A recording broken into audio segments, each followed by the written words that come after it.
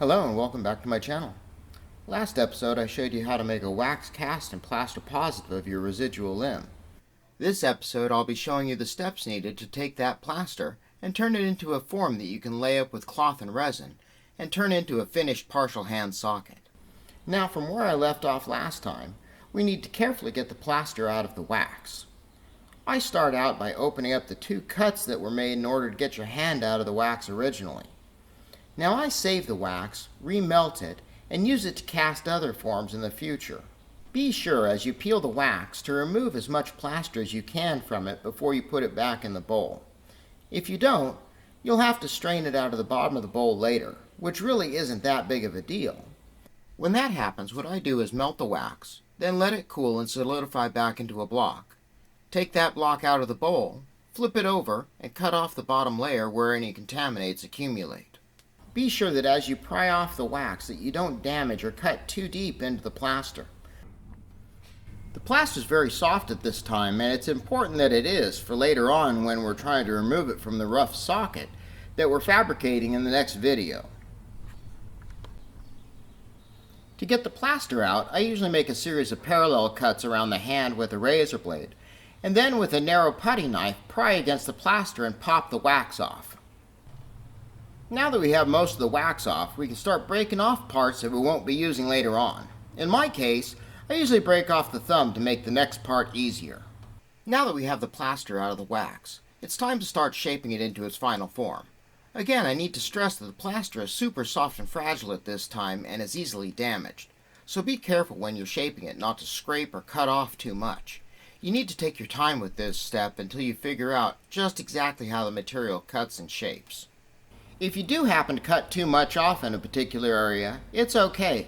Just mix up a little bit of sheetrock compound, a little thicker than you mixed it up to do the pour, and add it to wherever you remove too much.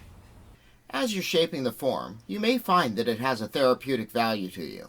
For me, it helped with the body dysmorphia that I imagine anyone else that's part of the Missing Parts Club, goes through when dealing with what their limb looks like after amputation. It's not like losing a leg, where when you're wearing pants, it just looks like you maybe walk with a limp. When you lose fingers or a hand, it's something that gets noticed right away.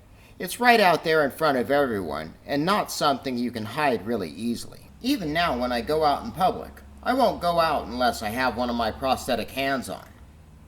And where the device is such a contrivance, it gets noticed for what it is. People don't look at me with the whole, "Aw, you're missing your hand." It's more like, "Oh my gosh, your hand is so cool, where'd you get that?" By refining the plaster to match your hand, it forces you to scrutinize the size, shape, and every contour that your residual limb is now composed of. I know that early on I was having a really hard time with the new form my hand had taken and what it meant to me going forward.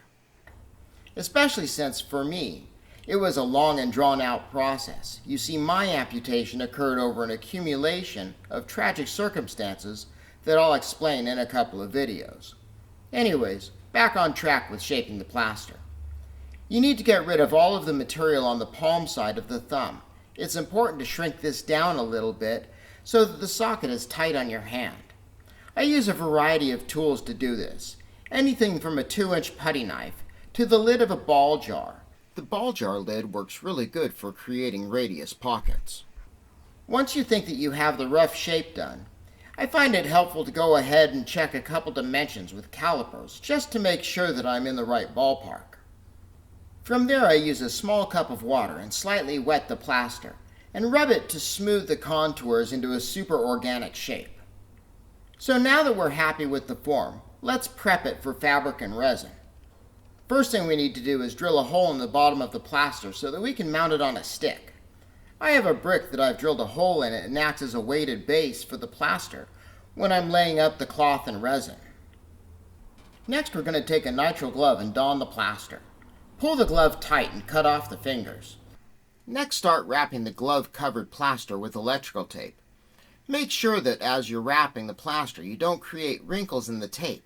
The finished surface of the tape is going to be reflected as the finish on the inside of the socket. The smoother that you're able to make the tape, the smoother the inside of the socket's going to be, and subsequently the less work it's going to take to finish it out. The reason that I use electrical tape is because the vinyl naturally has a little bit of oil on the surface.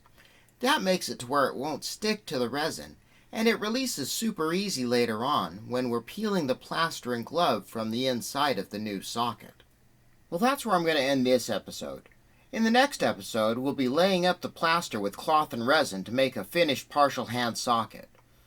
Please remember to like, subscribe, and share the videos. And if you have time, please leave a comment in the comment section to let me know what you think.